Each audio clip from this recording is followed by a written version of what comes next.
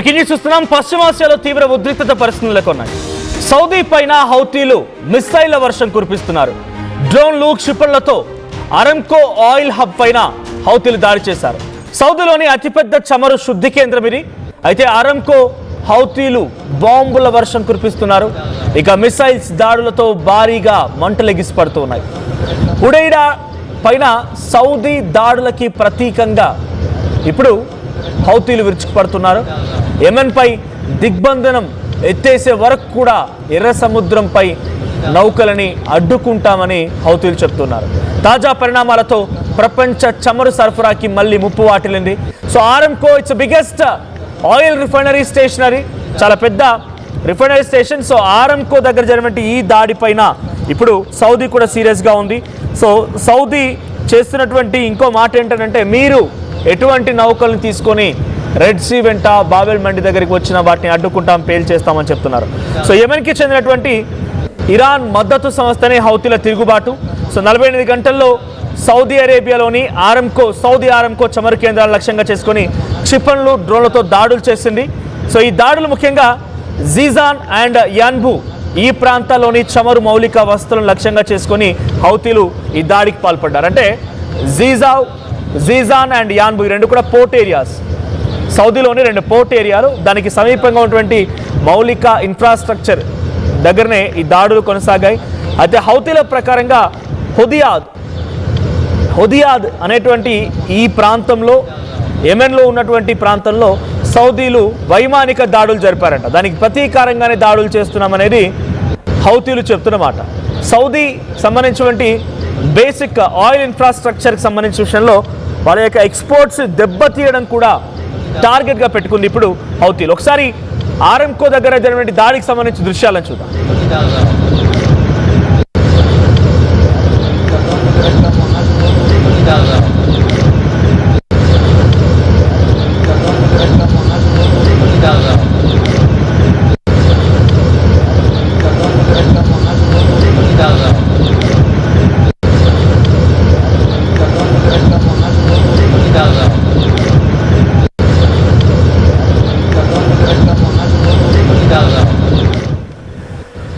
ఆరంకో అనేది చాలా కీలకమైన ప్రాంతం. ఆయిల్ రిఫైనరీ స్టేషన్స్లో అతిపెద్ద రిఫైనరీ స్టేషన్లో ఒకటిగా నమోదైంది ఆరంకో. సౌదీలోని ఆరంకో రిఫైనరీ స్టేషన్ పైన ఎప్పుడైతే హౌతీ అటాక్ చేశారో సౌదీ కూడా రిటిలియేట్ చేయడం మొదలుపెట్టింది. కానీ ఇంకా అక్కడ నష్టానికి సంబంధించి అధికారిక అంచనాలు మాత్రం ఇంకా వెల్లడించలేదు. సో ప్రస్తుతానికి సౌదీపై అటాక్ని యెమెన్స్ ఉన్నటువంటి హౌతీలు ఏం చెప్తున్నారంటే, మరి ఎప్పుడైతే హుదియాదా అనేటువంటి మా ప్రాంతం పైన, అంటే హౌతీలకు సంబంధించినటువంటి ఆ యెమెన్ ప్రాంతంలో ఉన్నటువంటి ఆ కీలక స్పాట్ పైన ఎప్పుడైతే వైమానిక దాడులకి సౌదీ పాల్పడింది, దానికి ప్రతీకారంగానే ఈ దాడులు మేము చేపడుతున్నాం అనేది హౌతీలు చెప్తున్నమాట. అయితే ఇందులో 2 కీలకమైన పోర్ట్లు, ఒకటి జీజాన్ అండ్ యాన్బు. ఈ 2 పోర్ట్లకి డైరెక్ట్గా సౌదీలో ఉన్నటువంటి వివిధ ప్రాంతాల నుంచి, ఆయిల్ రిఫైనరీ స్టేషన్ నుంచి, గ్యాస్ స్టేషన్ నుంచి కనెక్టివిటీ ఉంటుంది. ఈ 2 పోర్ట్ల నుంచి వాళ్ళు తమ నావీలో, వాళ్ళ దగ్గర ఉన్నటువంటి నౌకల్లో వాటిని నింపుకొని అక్కడి నుంచి వివిధ దేశాలకు సప్లై చేస్తుంటారు. అయితే ఇక్కడ జీజాన్ ప్రాంతంపై కూడా దాడి జరిగింది.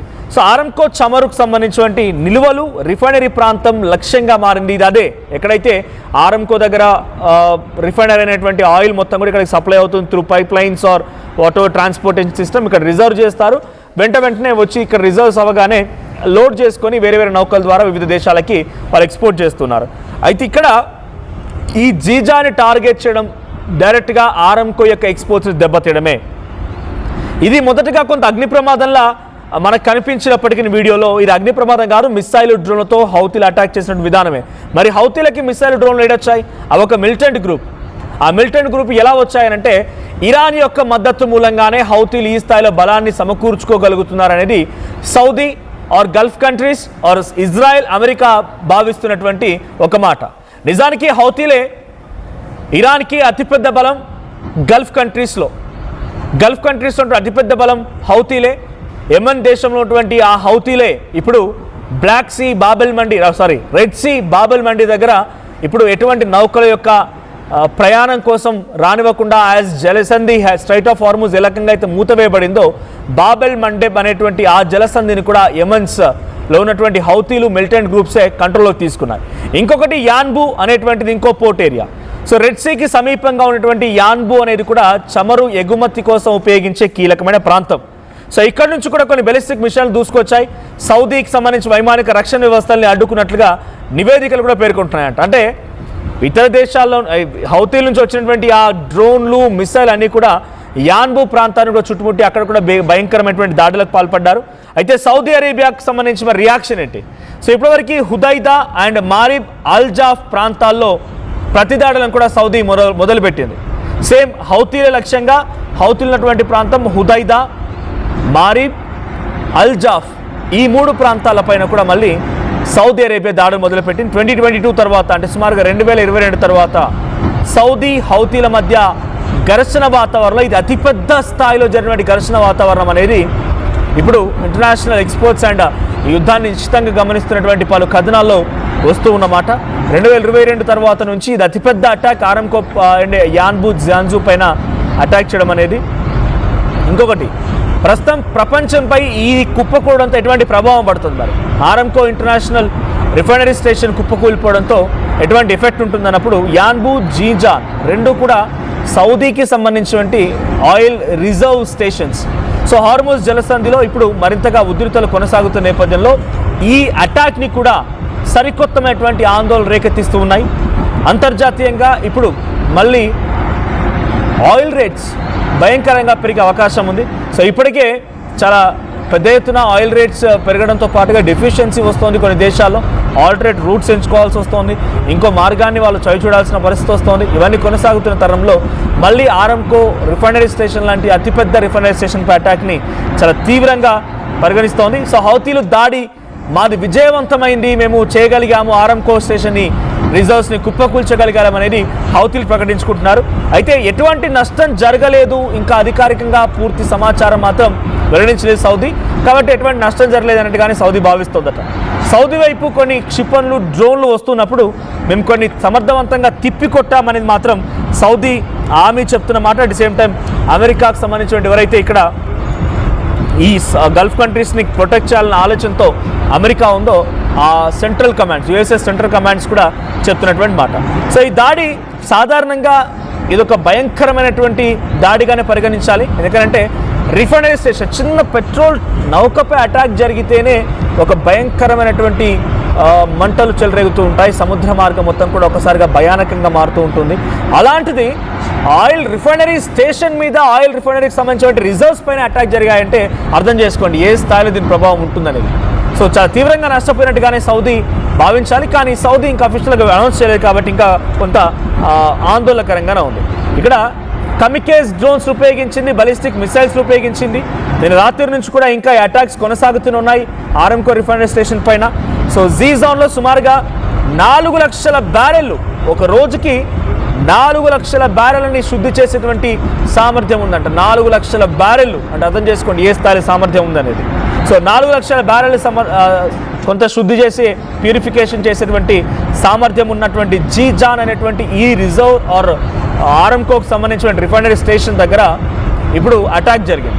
ఇంకోవైపు యాన్బు, ఇది ఒక పోర్ట్ ఏరియా లేదా నియర్ బై ఉన్నటువంటి రిజర్వ్. ఇది రెడ్ సీకి సమీపంగా ఉన్నటువంటి కీలకమైనటువంటి ఒక oil refinery station come reserve దాకా దీన్ని చెప్పబడుతుంది. సో హార్మోజ్ జలసంధి సమస్యలు వచ్చినప్పుడల్లా సౌదీ తమ ఆయిల్ కోసం అని చెప్పి రెడ్ సీ ద్వారా ఎక్స్పోర్ట్ చేయడానికి ఉపయోగిస్తోంది. కానీ ఇప్పుడు యాన్బు దగ్గర ఎక్కడైతే అటాక్ జరిగిందో, 2 ప్రాంతాలపై అటాక్ జరిగింది కాబట్టి యాన్బు కూడా పాక్షికంగా దెబ్బతినింది. సో ఒకేసారి పదుల సంఖ్యలో డ్రోన్లు మిసైల్ రావడం మూలంగా ఈ నష్టం వాటిల్లినట్టుగా సౌదీ చెప్తోంది. కొన్ని క్షిపణులు అండ్ డ్రోన్లని కూడా సమర్థవంతంగా తిప్పికొట్టాం, కానీ ఎట్టి పరిస్థితుల్లో ఊరుకునే ప్రసక్తే లేదు. హుదైదా, మారబ్ అండ్ అల్జఫ్ ఈ ప్రాంతాలపైన కూడా మేము ఇప్పుడు అటాక్ చేస్తున్నాం, మేము కూడా హౌతీలను ఎట్టి పరిస్థితుల్లో వదిలిపెట్టే ప్రసక్తి లేదన్నట్టుగా అటువైపు నుంచి సమాధానం వస్తుంది. హార్మోజ్ జలసంధి ఇప్పటికే ఉద్రిక్తంగా ఉన్న సమయంలో ఇప్పుడు రెడ్ సీ మార్గం కూడా అదే ప్రమాదంలో పడింది. అదే రకంగా ఒక హైటెన్షన్ వాతావరణం నెలకొంది. సో ఇప్పటి వరకు ఉన్నటువంటి దాంట్లో హార్మోజ్ జలసంధి కాదు, ఇప్పుడు బాబెల్ మండికి సంబంధించినటువంటి ఆ జలసంధి కూడా మూత పడుతోంది అనడానికి ఇది ఒక బిగ్గెస్ట్ ఉదాహరణగా చూడాలి, బిగ్గెస్ట్ ఒక హ్యాపెనింగ్గా చూడాలి. మరి దీని తర్వాత పరిణామాలు, అమెరికా మళ్ళీ హౌతీలని ఏ రకంగా ముప్పు తిప్పులు పెట్టబోతోంది, హౌతీలకి సపోర్ట్ ఇస్తున్నందుకు గాను ఇరాన్ని ఏ రకంగా అమెరికా టార్గెట్ చేయబోతుందో చూడాలి.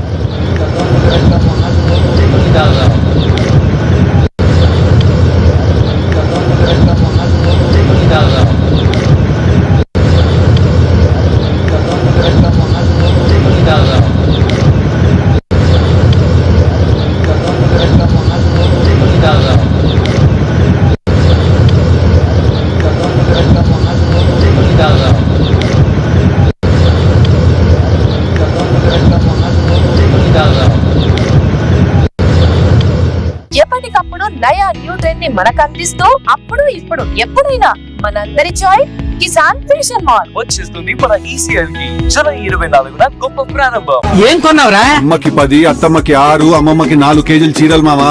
అబ్బో ఇక్కడ కేజీ చీరలు కొంటే అర కేజీ చీరలు ఫ్రీ అంట.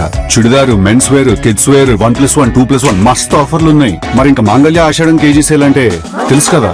మాంగళ్య షాపింగ్ మాల్ కేజీల్లో సేల్, టన్నుల్లో ఆనందం.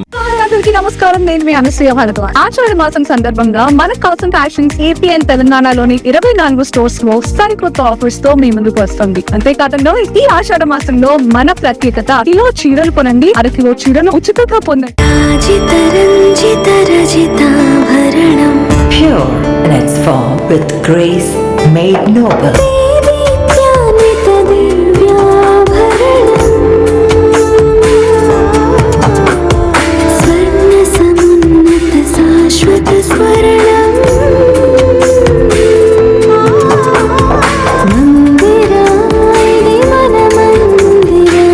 Mandira Premium Silver Jewelry by Manipali.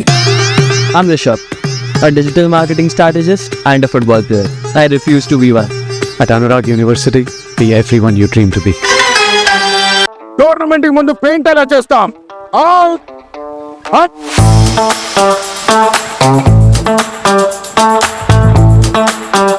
Plan అయితే చాలా బాగుంది.